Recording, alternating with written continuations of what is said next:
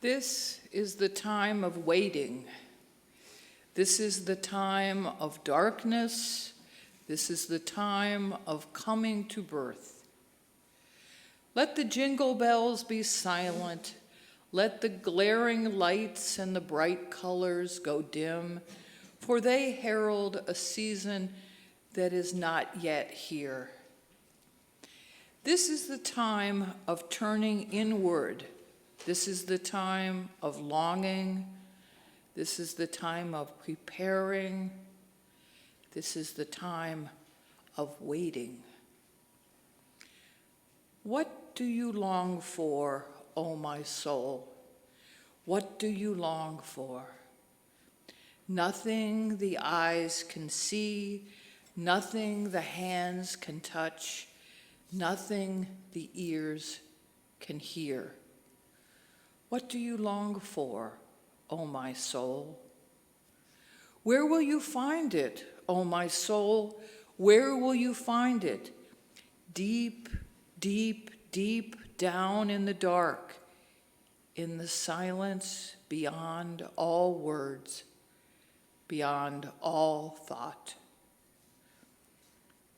It will find you, O my soul, it will find you when the time is ripe, when you have given yourself to the dark, to the silence, to the waiting.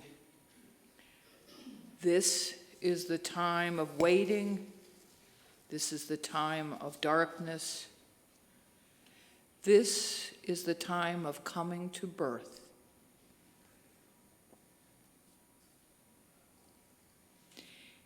Here ends the reading. The winter holidays of many cultures and religions help us to recognize that the coming year is still ahead of us. We must be patient. The poem I just read was written by the Reverend Francis Manley in anticipation of what is yet to come in the next year and in our lives.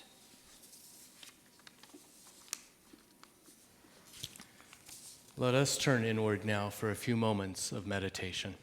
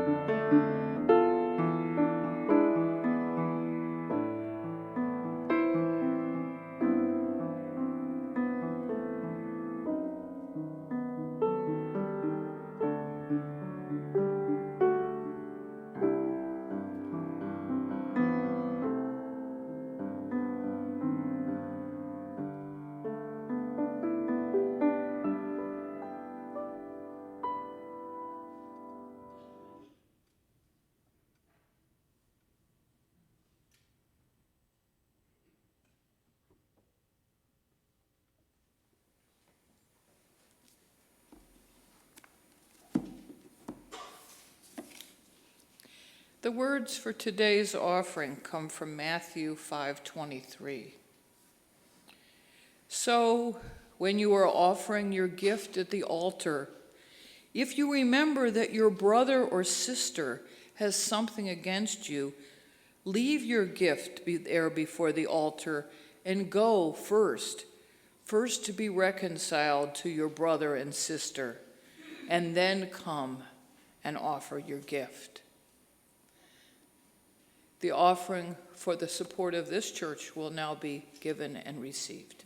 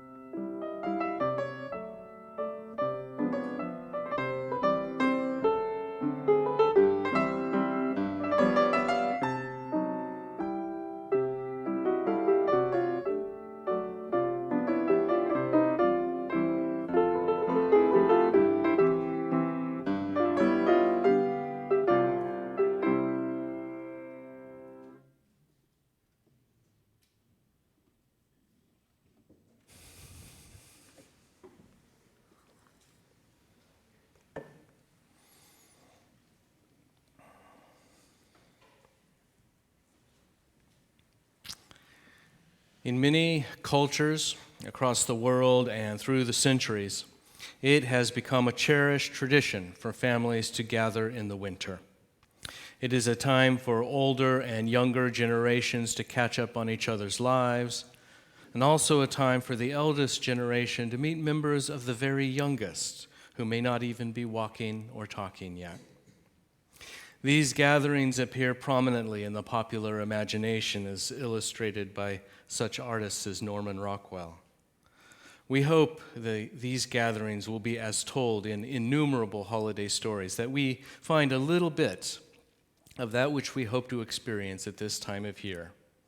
There is one story, I think you know the one I mean, that says, "'Twas the night before Christmas, when all through the house not a creature was stirring, not even a mouse." There's much more to that story, but I bet that just saying those first two lines are enough to conjure an image in your mind. And these images say something about us. We are seeking some warmth in the wintertime, not just the warmth emanating from a fire upon which we're roasting chestnuts, of course, but the warmth. I've never actually done that. Has anyone here ever actually done that? Yes? A couple people? A few? Okay. All right. It's a Midwestern thing. Yeah, see, I'm a California boy. But the warmth that arises, what we're really looking for is the warmth that arises from the gathering of family, friends, and all the loved ones in our lives.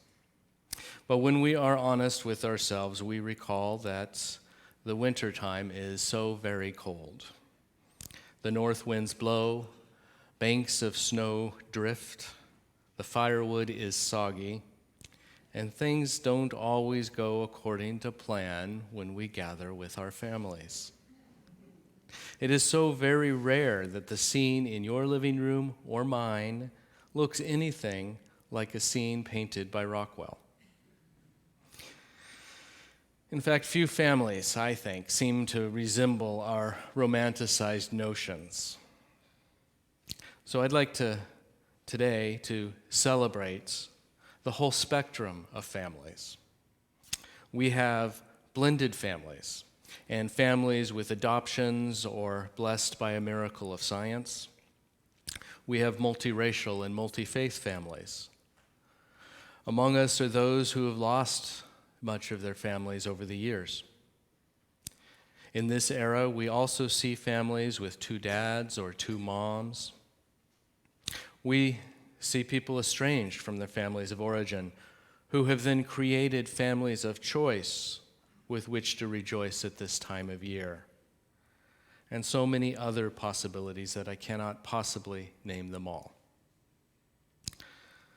During my own childhood, I was led to believe that I was a product of a typical nuclear family, as the good Christians we were. Over the course of my life, I was to learn my family was anything but typical, and I'll explain why later. But I think it's no small coincidence that the major story underpinning the so-called reason for the season is all about family.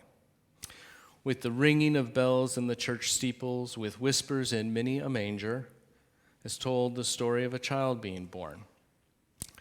A leader in children's religious education for Unitarians, Sophia Lyon-Foss, reminds us that each child that is born is a miracle. Long ago she wrote, "And so the children come. And so they have been coming, always in the same way they come, born of the seed of man and woman. No angels herald their beginnings, no prophets predict their future courses, no wise men see a star to point their way to find a babe that may save humankind. Each night a child is born is a holy night."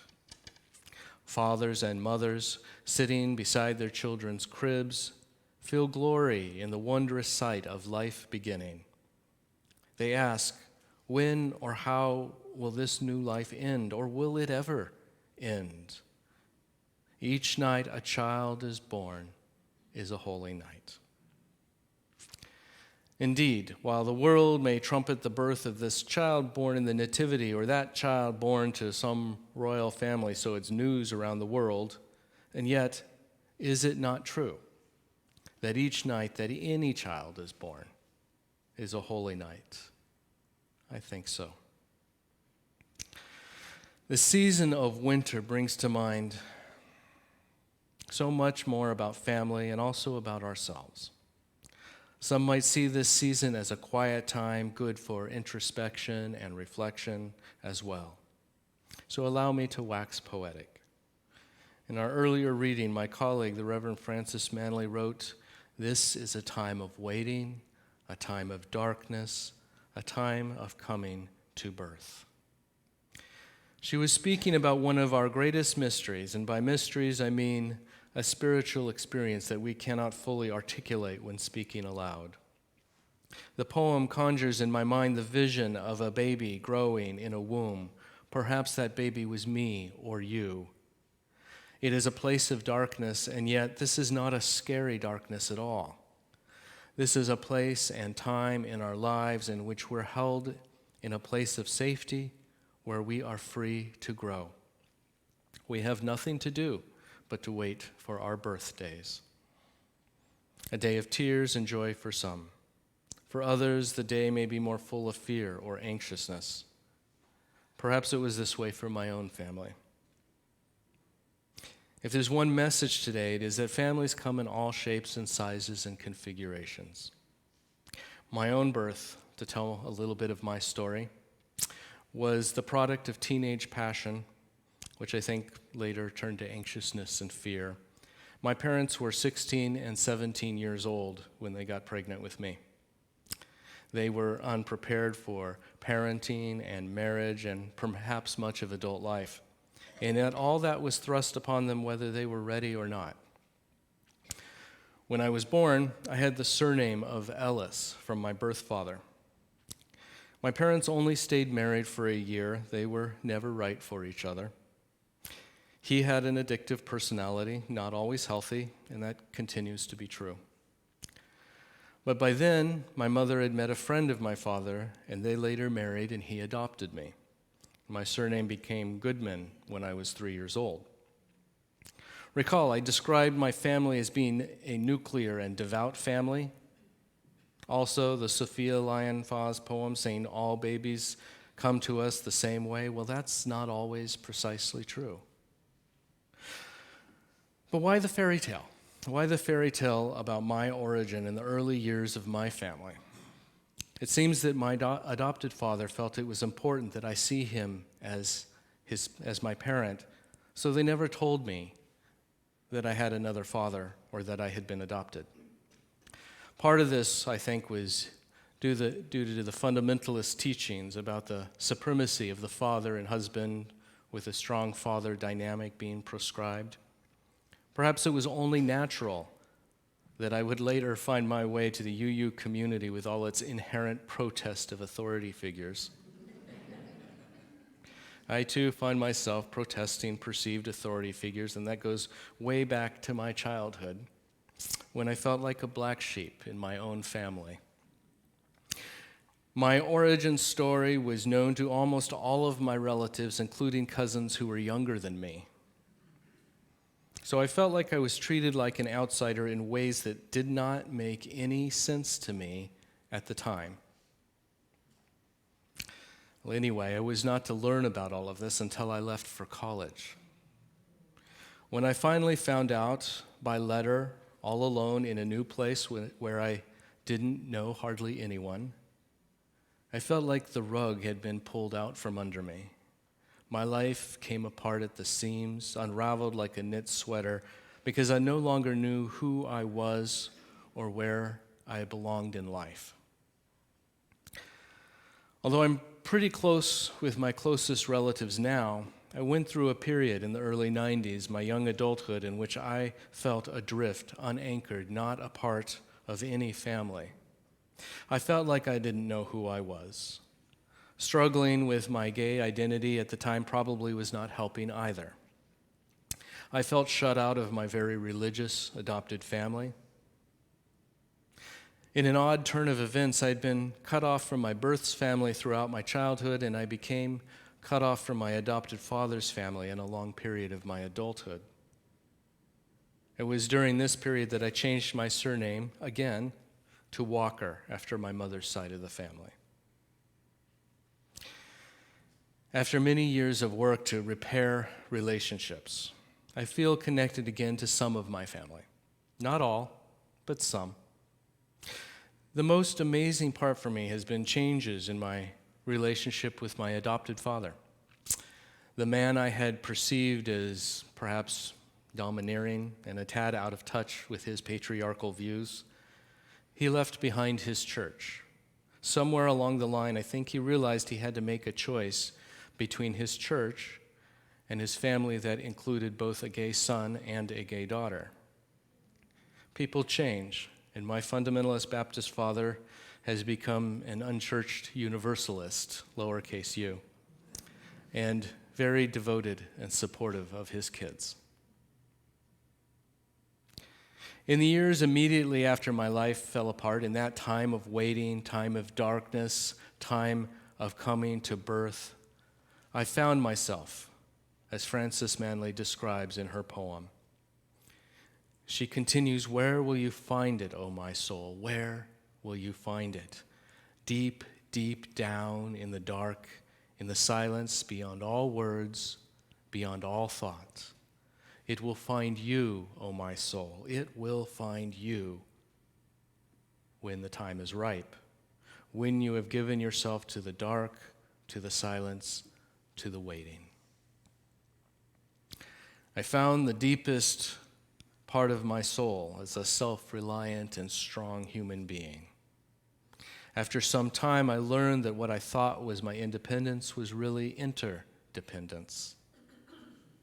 I also learned that my interdependent family was so much more than the pseudo-nuclear family that raised me, although they're still a part of my family too.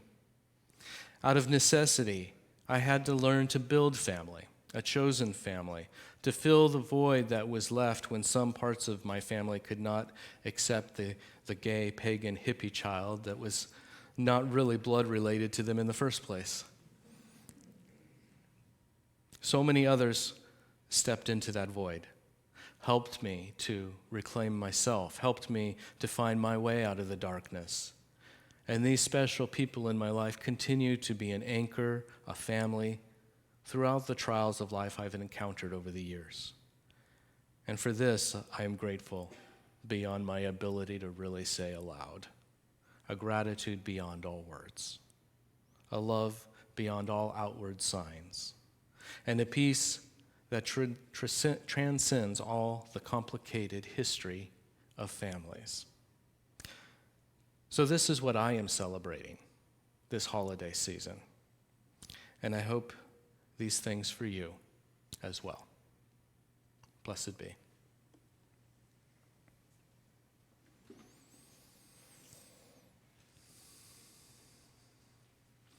Our closing hymn is We Are.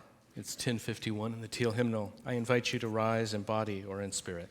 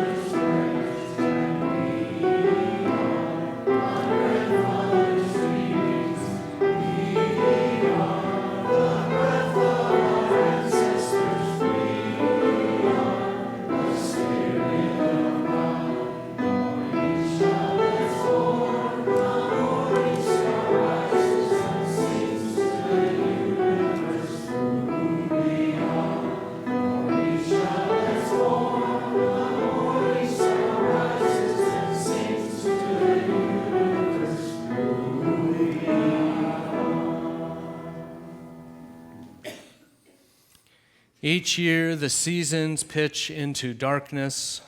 Sometimes so do our lives. Let the darkness of this winter season come into the lightness of the bright new year, and may your lives do so too.